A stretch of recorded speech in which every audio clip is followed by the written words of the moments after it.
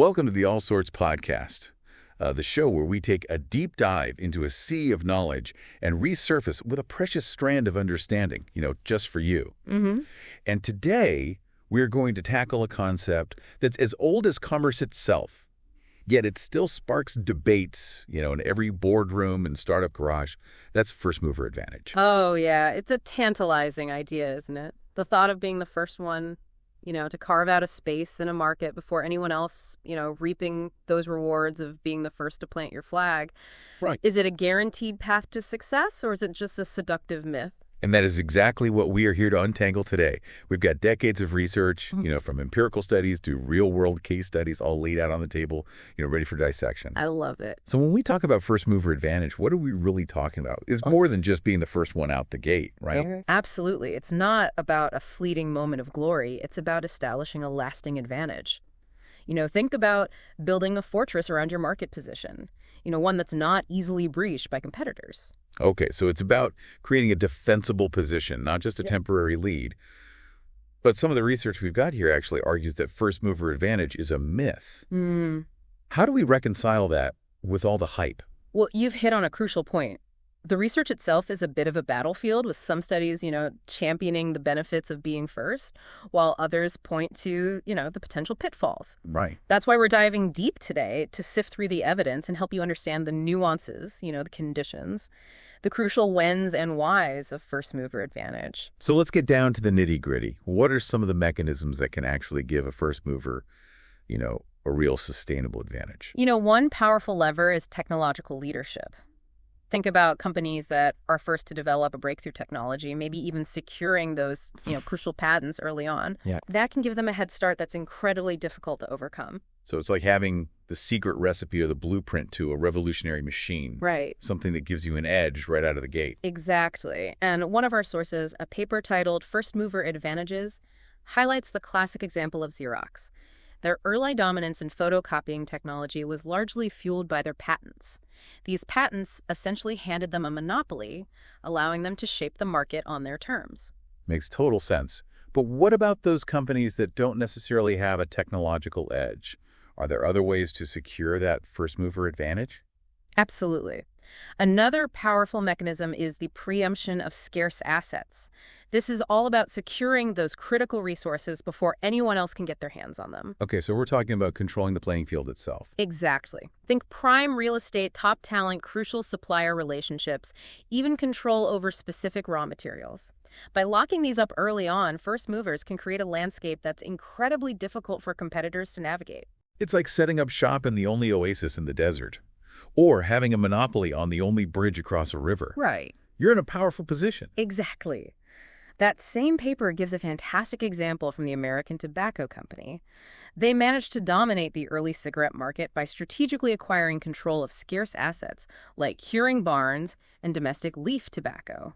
This gave them an edge in both quality and production that their rivals struggled to match. So it's not just about having a good idea, it's about having the resources to bring that idea to life and protect your position. Precisely.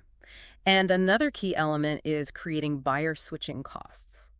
Think about the products or services you use every day. What makes you stick with them even if a competitor pops up offering something similar? I guess it's partly habit. I'm so used to my favorite apps and platforms that the thought of switching even for something slightly better feels daunting.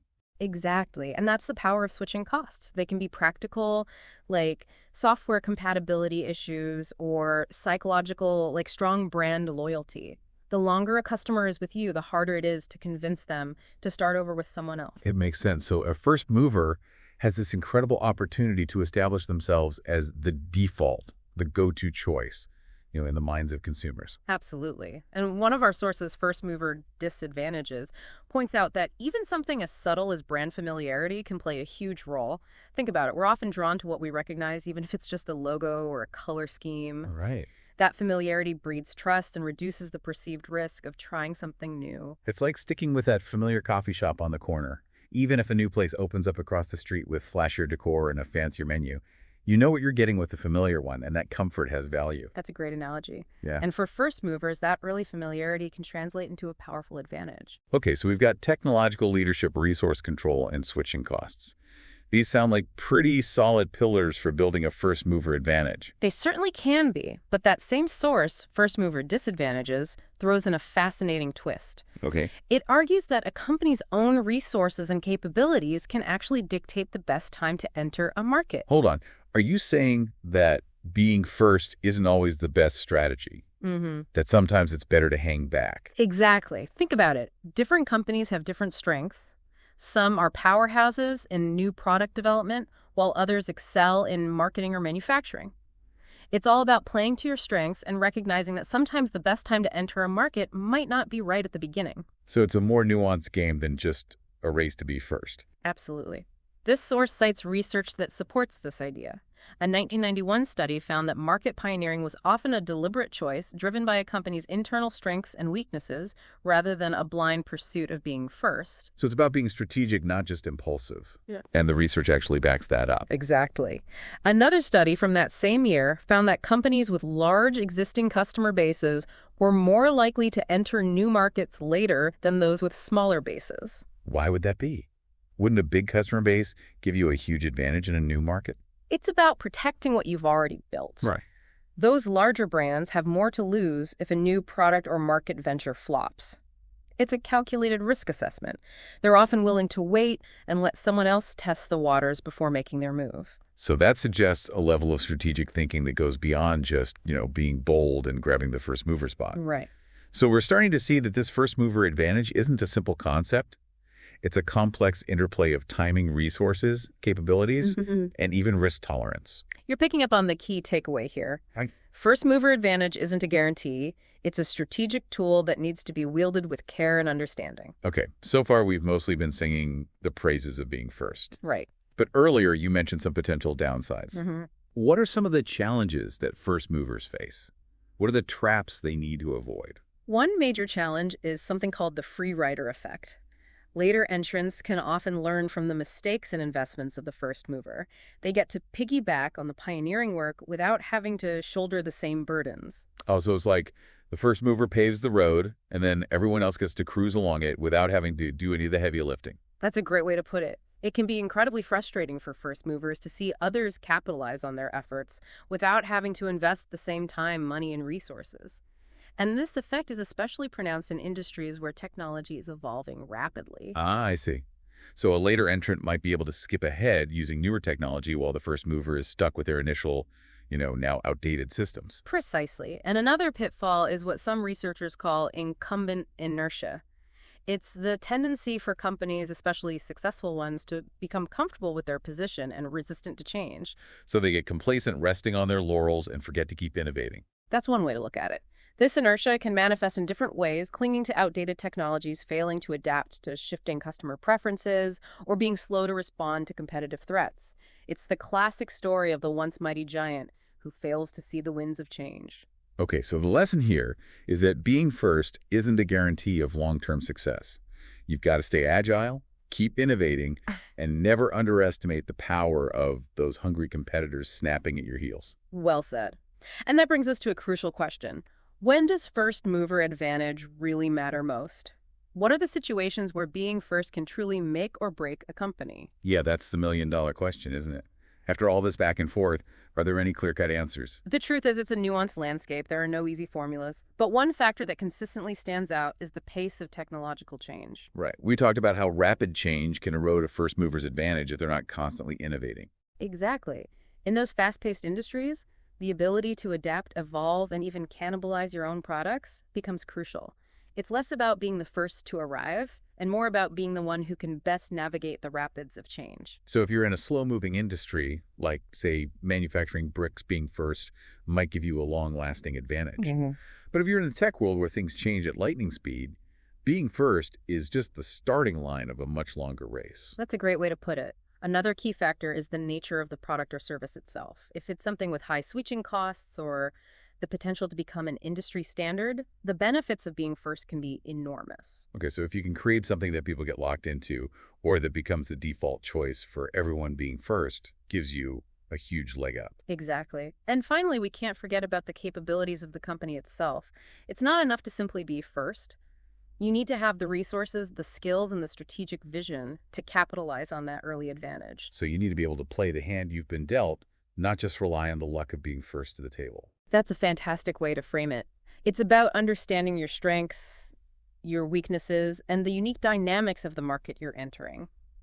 First mover advantage can be a powerful tool, but it's only as good as the hand that wields it.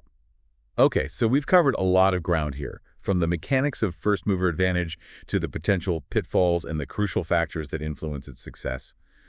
But before we move on, I'm curious, are there any specific examples of companies that have either nailed this strategy or stumbled along the way? I'm always up for a good story, especially one that can teach us a thing or two about navigating the business world. Absolutely. And our sources provide some fascinating case studies that can really bring these concepts to life. Let's hear it. I'm always up for a good story, especially one that can teach us a thing or two about navigating the business world. One of the most compelling examples of first mover advantage comes from, believe it or not, the world of offshore oil drilling. One of our sources highlights a study that looked at the development of semi-submersible oil drilling rigs. Yeah. The companies that pioneered this technology managed to secure a dominant market share, holding on to that position for years. Oil rigs.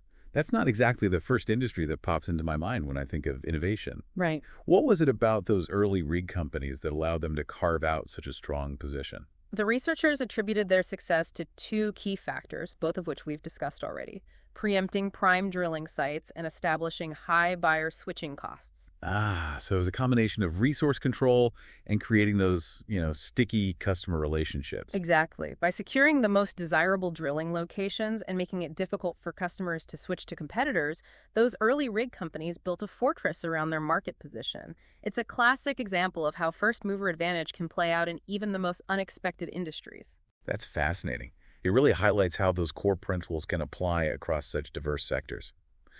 But let's talk about the flip side. You mentioned companies that didn't quite nail the first mover advantage game. What can we learn from their missteps? Oh, there are some cautionary tales out there for sure. And one of the most famous examples is Blockbuster. They were the undisputed kings of the video rental industry with a massive network of stores blanketing the landscape. But as we all know, they fumbled the ball when it came to adapting to the rise of streaming services. It's the classic case of disruption, isn't it? The once mighty giant brought down by their own inability to see the winds of change. Exactly. Blockbuster was so entrenched in their brick-and-mortar model, so focused on what had worked for them in the past, that they failed to recognize the transformative power of the internet. They missed the boat on streaming, and ultimately it cost them their empire. It's a stark reminder that past success is no guarantee of future survival. You've got to stay agile, keep your eyes on the horizon, and be willing to adapt, even if it means disrupting your own business. Absolutely. And another example, though perhaps less well-known, comes from the early days of the personal computer industry. A company called Osborne Computer Corporation released the Osborne 1 in 1981. It was the first commercially successful portable computer, a true innovation for its time. But they made a critical mistake. Hold on, I'm sensing a dramatic turn of events here. What was the blunder that tripped them up? They pre-announced a new model, the Osborne Executive, long before it was actually ready for release. Oh no, I can see where this is going. Yeah. They essentially killed demand for the current product. Exactly. Customers anticipating a superior model just around the corner held off on buying the Osborne 1. Sales plummeted, and the company never recovered. They filed for bankruptcy just a few years later. That's a painful lesson in the importance of timing and managing expectations. It's not enough to just be first. You've got to execute your strategy effectively and understand the ripple effects of your decisions. Well said. It's a reminder that even when you have a groundbreaking product and a first-mover advantage, the game is far from over. You've got to be strategic, adaptable, and constantly thinking several steps ahead. Okay, so we've seen how first mover advantage can play out in different ways, from the triumph of the early oil rig companies to the stumbles of Blockbuster and Osborne. But one of our sources takes a particularly interesting angle, focusing specifically on the role of patents in creating a first mover advantage. Ah, yes. The paper titled First Mover Advantages and Optimal Patent Protection delves into the fascinating intersection of intellectual property and market dynamics. It makes a crucial point about how patents can act as a powerful lever for first movers. So it's about protecting your innovations, ensuring that you're the only one who can benefit from them, for a certain period of time. Exactly. Patents can provide that legal protection, giving inventors a window of exclusivity to capitalize on their creations. And for first movers, that can be incredibly valuable. It allows them to establish a strong market position and build a moat around their innovations before competitors can swoop in. So it's like having a legal shield that safeguards your advantage. That's a great way to put it. But the source also acknowledges that patent protection isn't always the primary driver of innovation. Many companies invest heavily in research and development, even without the guarantee of patent protection. That's interesting. Yeah. Why would companies pour resources into developing something if they can't secure exclusive rights to it? Wouldn't they be worried about competitors stealing their ideas? It's a valid question, and it highlights the fact that first-mover advantage is a multifaceted concept. Yeah. Even without patents, companies can gain significant benefits by being first to market. We've already discussed some of those advantages, things like establishing brand recognition, locking in customers, and capturing market share. Right. So even if you can't legally prevent others from copying your innovation, there are still strategic advantages to being the first one out the gate. Right. You can build that all-important momentum and establish yourself as the leader in the market. Exactly. And this source dives into some of the economic theories behind patent protection, exploring the concept of optimal patent duration. It's a complex topic, but the basic idea is that the length of patent protection can have a significant impact on both private profits and overall social welfare. I can see how that would be a balancing act. You want to reward innovation and incentivize companies to invest in R&D, but you also don't want to stifle competition or limit the benefits that new technologies can bring to society. You've hit the nail on the head. It's a delicate balancing act, and policymakers have wrestled with this issue for decades. But for our purposes today, the key takeaway is that patents can be a powerful tool for first movers, but they're not the only tool. And sometimes other advantages like brand recognition or customer loyalty can be just as valuable, if not more so. Okay, so patents are part of the puzzle, but they're not the whole picture. And I'm realizing that as we dive deeper into this topic, it's becoming clear that first-mover advantage is anything but simple. It's a web of interconnected factors, each influencing the others. You're absolutely right. It's a dynamic interplay of timing resources, capabilities, market conditions, and even a bit of luck. And that's what makes it so fascinating to study. There's no single formula for success. It's about understanding the nuances of your specific situation and making strategic decisions accordingly. Well said. Yeah. And speaking of strategic decisions, I'm curious, what are some of the specific factors that companies should consider when trying to determine whether being a first mover is the right strategy for them?